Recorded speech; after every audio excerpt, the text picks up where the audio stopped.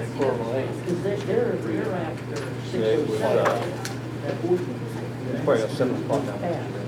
Yeah, it's about 7:30. 7.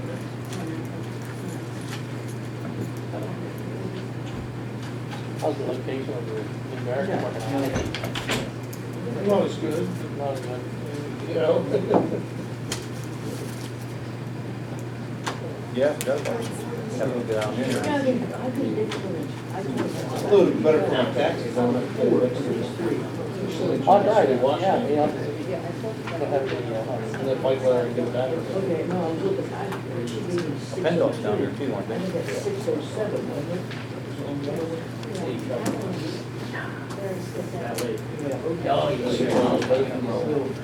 I got the shoulder right over now.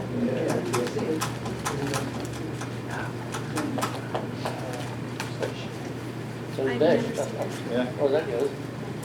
You have to drive a little bit further than that. Charlie Road. Really cool there in Ashland. Sorry, before we work that last stuff on it. Cutchin. Cutchin, everybody. Men's market. I come by, I'm looking. Yeah, they I come by all this time. Drilling pools, Albert, Last day.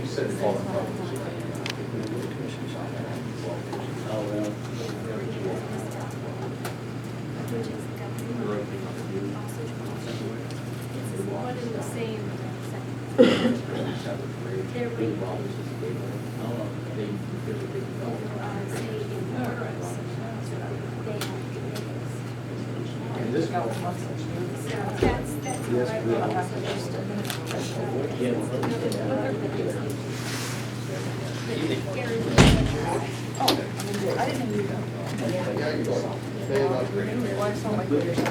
Say in Paris, they have This so that's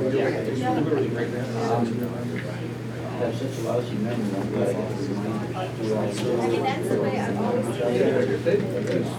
Yeah. It's the government. We have to take a run, something like that. They're the government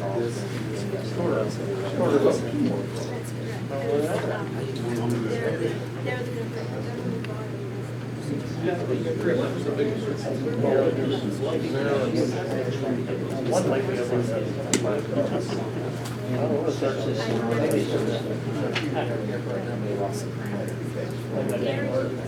No, Carrie, we're gonna plan for the question came up. Clear time. Oh, yeah. Well, Bill. Yeah, as the solution. Would you say long cover coffee?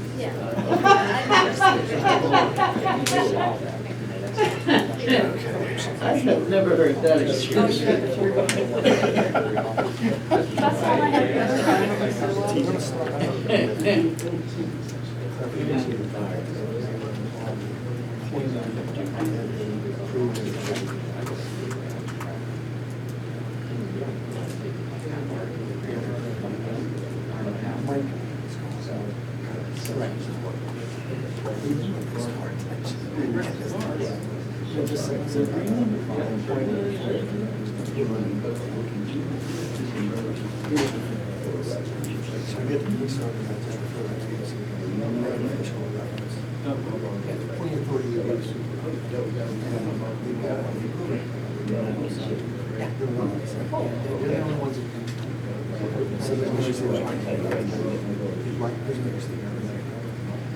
What's the second thing though? Is this together?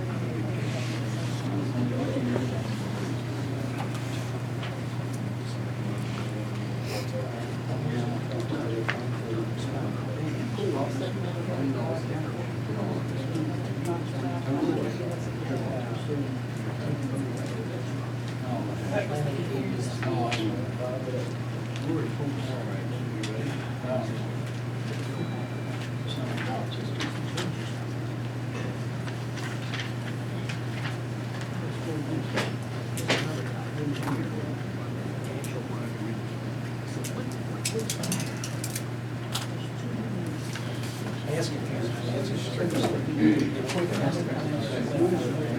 That's, look at the second class. That's not because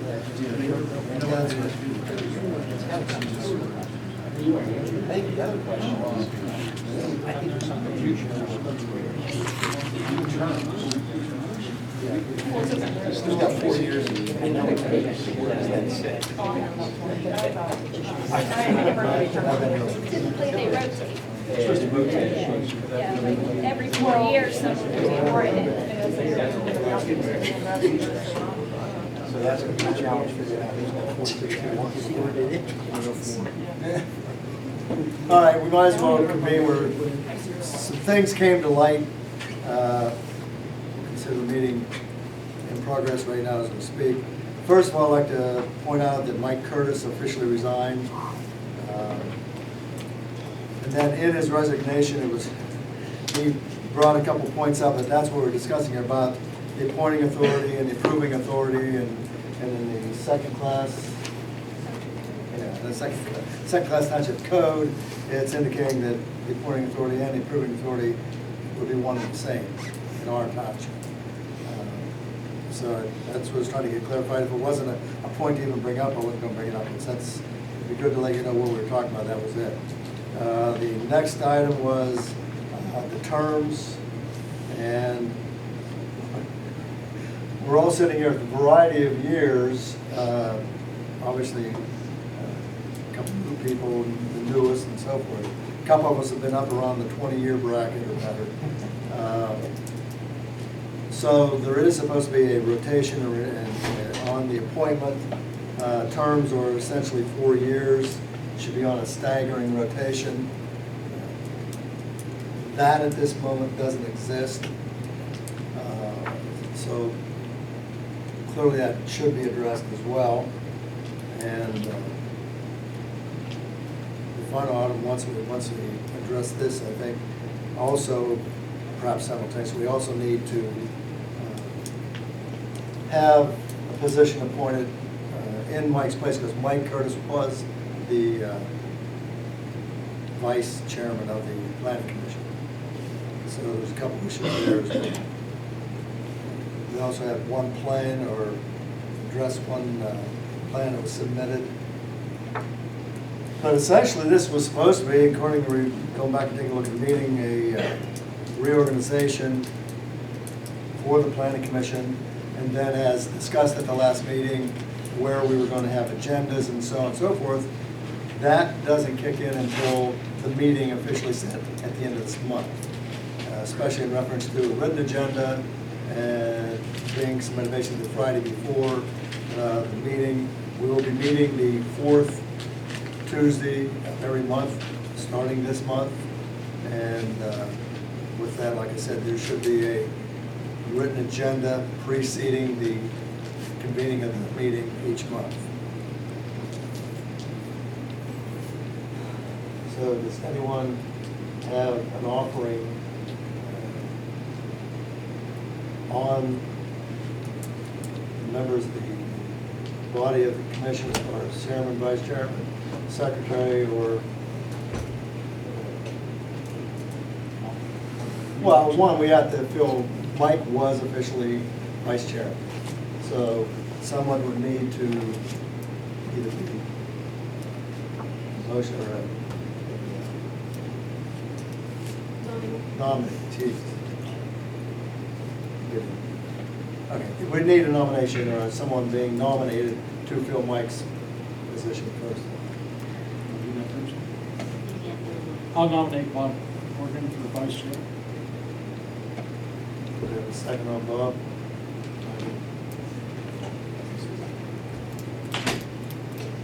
We make the nomination. Are there any other nominations for vice chair? Any other nominations for vice chair?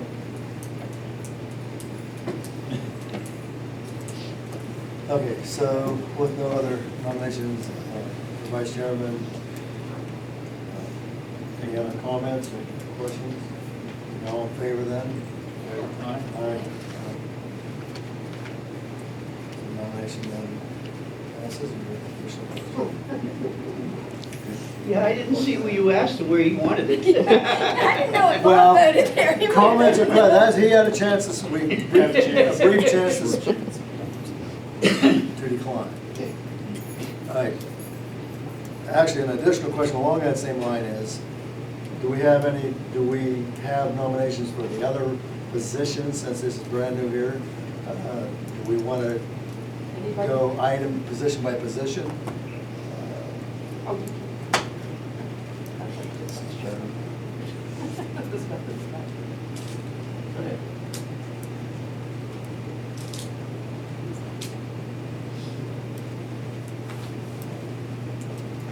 Lee, do you want to be secretary? You wanna be chair? Oh, good, thank you. I nominate Jerry to remain as our secretary. Anyone second? Any discussion or comments from Jerry or anyone else? She's only complaining, she's not displaying, so. Okay, so all in favor of Jerry remaining as secretary? Aye. Now, how about chair?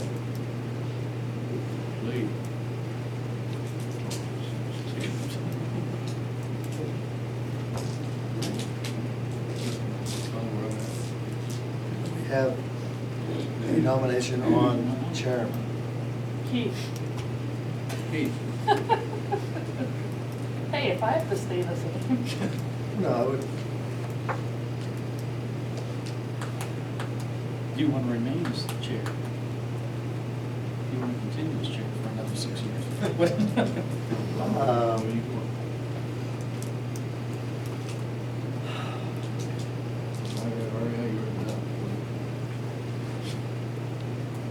was gonna say all or nothing. No, for now, if that's what you want, that's fine. If you want to have a new chairman, that's fine with me as well. Nominate Lee Rogers. Any comments? Questions? All in favor? Congratulations.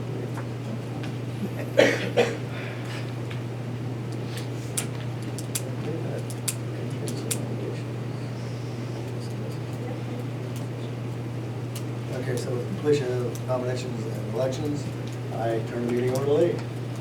Well, good. This will be an experience since I've never been chair before. So you're going to have to keep prodding along. I have to rely on your experience. Because you've been, how long have you been chair? Many years. Well, like between 15. 15 or 20 years. Well, I think round of congratulations is due for Pete. Yeah. Served as chair for 20 years. And Jerry for continuing on as our secretary. Jerry shaking her head. Hoorah. Hoorah. And Bob now is our vice chair. So next order of business is to go through our plan. I've already reviewed it.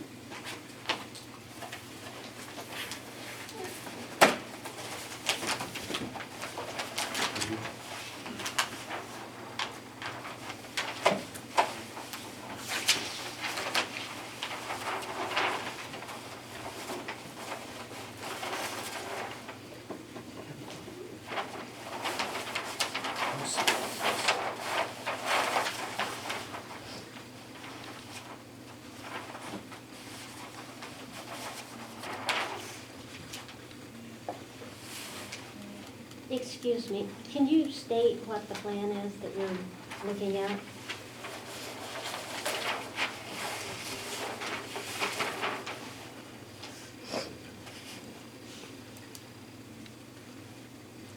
It's the Gibraltar Phase 3 compressor station.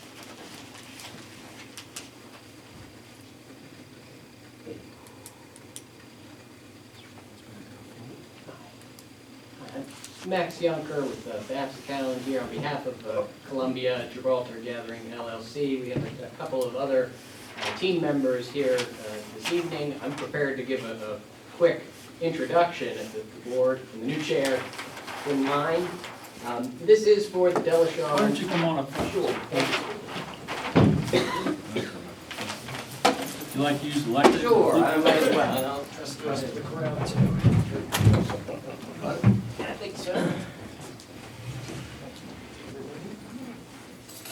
Matt, You need a board, you need a board up there, would you like it? We have a clipboard. there's clipboard, if you can throw that up.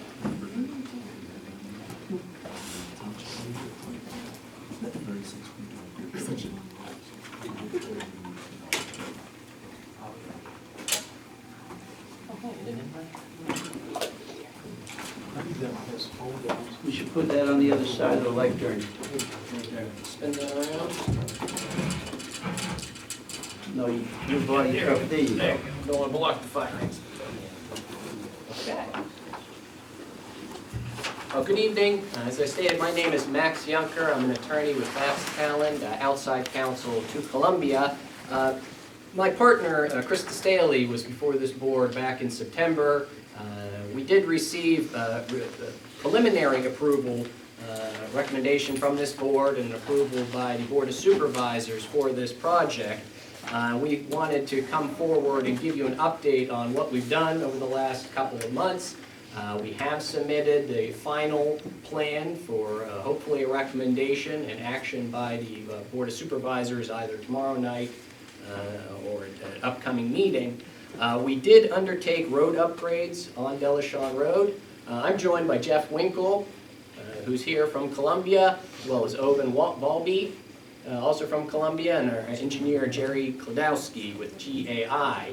They're able to answer any questions that may come up as part of our presentation this evening. But as I said, we have undertaken road upgrades to Delashon. We have received building permits for both the main building as well as the auxiliary building. The one that we have submitted is for a retaining wall. We don't have that one yet, but that one has been submitted. It is in the process for review. And so we did submit for final approval in December. I understand from looking at and discussing with my colleagues that the ESC GP2 permit was noted in Washington County's review earlier. We have applied for that, and that's the erosion and sedimentation control permit specific for oil and gas development issued by DEP. It deals with all the stormwater management both during construction and post-construction for this site. It has been applied for. We were expecting it any day soon. I can say in front of this board today, we don't have it in hand right now, but we do have at least a request that the Planning Commission consider recommending approval of this final plan contingent on receipt and compliance with the ESC GP2 permit. The state of the law in Pennsylvania that there are a few things that you can condition final approval on. There's a recent case out of the Commonwealth Court where Judge Pellegrini, the president judge, articulated that you can't have a list of 100 different things that need to be done to this final plan in terms of moving things around, but you can condition it on receipt of third-party permits. This ESC GP2 permit is a perfect example. Highway occupancy permit. Other types of permits that are outside of the township's control and are in third-party governmental entities is specifically the type of consideration that the courts permit and that the MPC, as well as your SALDO, envisions.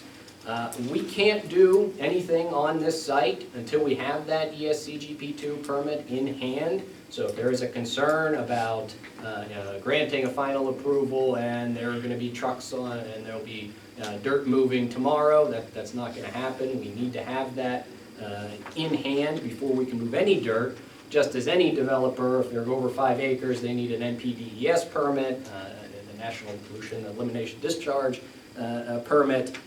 You can't move dirt until you have that in hand. So what we are seeking as in applying for this is we wanted to put forward this plan. This final plan is a mirror image of the preliminary plan. We haven't made any changes, as can be attested to by our engineer, to the layout that was presented back in September.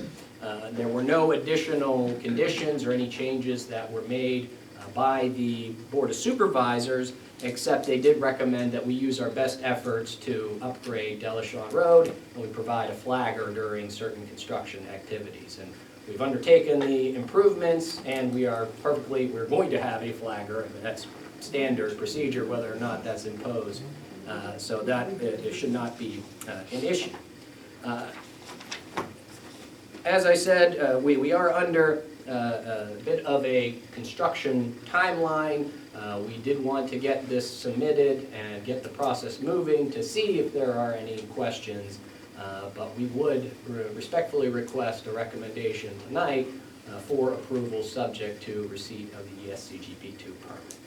With that said, if there are any questions about the site plan, we'll be more than happy to address them. Anyone have any questions? Yes. I have some questions. Max, thanks for coming tonight. Sure. I've worked with Attorney Junker in a number of other cases in other townships. Sure. Who is the owner of the property? Right now, the complete owner, as noted on the plans, is Columbia Gibraltar Gathering LLC. And is that the entity that's making the application and the request? Yes. That is made, for the final approval? Yes. Yes, that's what everything has been submitted. And is this a 10-acre parcel? The entire site, I think, is about 100 acres. 100 So, acres? yes. Okay. I know there's been some issues concerning the extent of repairs that have been done to Delashon Road. I know that the supervisors have received some complaints. And also the township has in place a road bond and maintenance agreement. I think you've seen those. Sure. It's the standard form that we have, but it does require that all industrial oil and gas developers execute that. That there be an inspection of the road with the roadmaster or township engineer. And I'm not sure where we are there. And Mr. Winkle can speak to that. I do understand there have been upgrades made, and we have a verbal okay. We don't have anything in writing from the township road superintendent. But Jeff, what is the status of We work closely with the township road foreman and assisted in the installation of some storm drains. I think there was 5 drain pipes that were installed. And then we subsequently we hired a contractor who came in and just did some minor repairs along there, added additional gravel, got the drainage correct. In total, we have about $35,000 invested in Delashon Road. On top of that, the township still has in their possession our bond in place for Delashon Road that you mentioned. So we have a current bond in place which we propose to leave in place during the construction of this compressor site. So we've already had that bonding in place. Is Delashon Road the only township road that you'd be traveling in connection with the operation of this compressor station? No, we bonded, what's the far end, once you go past the site, you go down onto another town, it's part of that. Wilhelm is part of that bonding, and also National Pipe Route. Old National, I'm sorry. Old National, so all 3 of those are part of that bonding that's in place. And we have actually submitted documentation to the township through our consultant GAI to continue that bonding and keep it in place through the construction. So we have all that. Do you have any questions on the road? I live on the road. Right. And I actually spoke to your contractor when he was out there, just because he was walking the road and he came over to talk to me. Right. So I just asked him a few questions about it and everything. But I think that you're probably gonna need to inspect it again before you start in the spring or upcoming, because everything he did is, besides the culverts, I understand all that, and that was, that's all permanent. Everything else he did is gone. I mean, it's a not- gravel road. Well, so- yeah, but there's a lot of, there had been a washout that was really long, that's back, he filled it all in, it's all washed out again, and, so your $35,000 worth of improvements, whatever you spent on that part was not Yeah. worth Well, it, but. it's a gravel road, and what Yeah. our process typically is, if I can speak to this, is that prior to starting construction, we have road bonding in place. We videotape where we walk the roads with the road foreman and we document the condition, what improvements might need to be made. That way too, when the project's over, we go back and we'll have that road in the same condition or better condition. I'm hoping for than- better, 'cause Oh, the it'll be same's not better in gonna this get- particular case, but. What is the yeah. weight of the, when you bring in one of those trucks, what's the typical weight that's on it? For construction, When you bring in one that has the compressors and other any equipment, what's your heaviest load that's going? well, in? those units, and only can speak to that, will be, have to be brought in on a special vehicle. There's a local contractor we're gonna be using located in the township that has the ability to bring that in for. I know we're working with them to bring that in. Outside of that, the road is posted as a posted weight limit road, and we'll respect that. That's why we have to bond it and make sure that we repair anything that might happen. So what is the weight of the heaviest load? I couldn't tell you, I wouldn't dare to guess what the, compressor unit would weigh. I'm Owen. Speak then. I'm project manager. I always say I'm careful about engineering because most I coordinate. I can text the engineering check, it's over the 10,000 pounds. There's the 2 compressor engines and the 2 coolers.